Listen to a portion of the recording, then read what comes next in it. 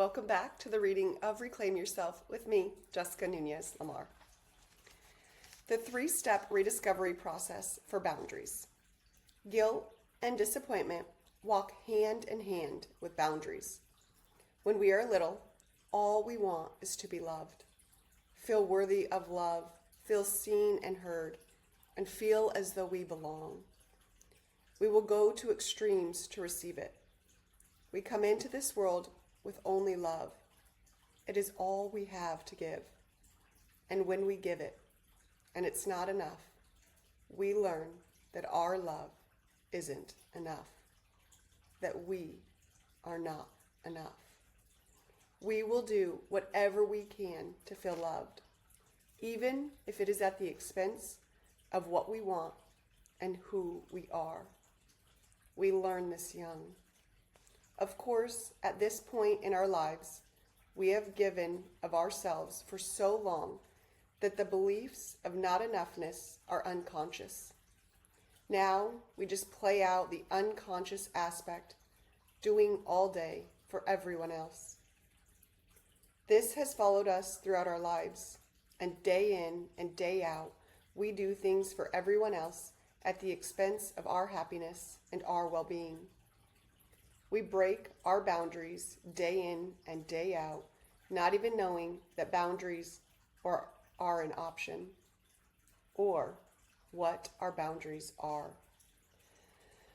When we do say no to someone else, we are riddled with guilt and even fear, because when we were younger and said no, we were typically made to feel guilty or responsible for others' feelings. So we learned young to sacrifice our boundaries and our feelings to make others happy. This perpetuates the cycle.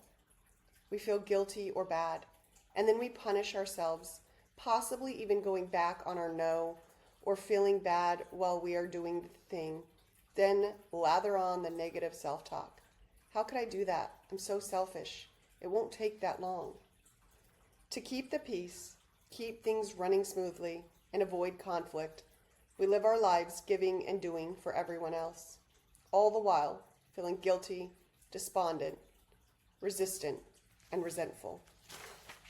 We continue our spiritual trauma of abandoning ourselves time and time again, ignoring the signals from our body and our soul to set boundaries. Then, at the end of the day, we feel depleted and exhausted. It is exhausting to ignore what we need every day, to be doing something every second of the day for someone else, and to silence our souls. Our soul is depleted. We are giving from a cup that is not even half full, but rather empty. We continue to play out these patterns day after day. When is it going to change?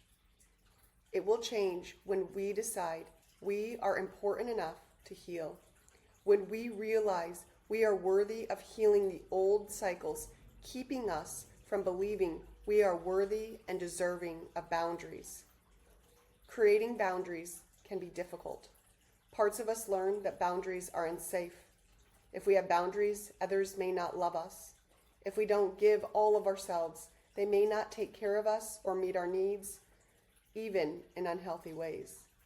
When creating boundaries, get clear on what boundaries you want to set and what part or parts of you may be adverse to setting these boundaries.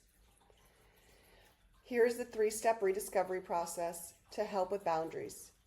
Take 3 deep breaths and then begin the rediscovery process. Reminder, make sure you're in a comfortable place to do this process. Step 1, realize, become aware.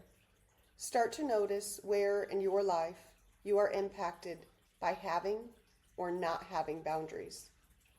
What happens when I don't set boundaries? How does this look in my life? What happens when I set boundaries? How does this look in my life? How do I feel when I have no boundaries? Where in my life are boundaries needed? Step 2, reconnect, honor, and accept. Ask the part of you that doesn't want to set boundaries what it needs to feel safe setting boundaries. Breathe as you notice where you feel this part in your body.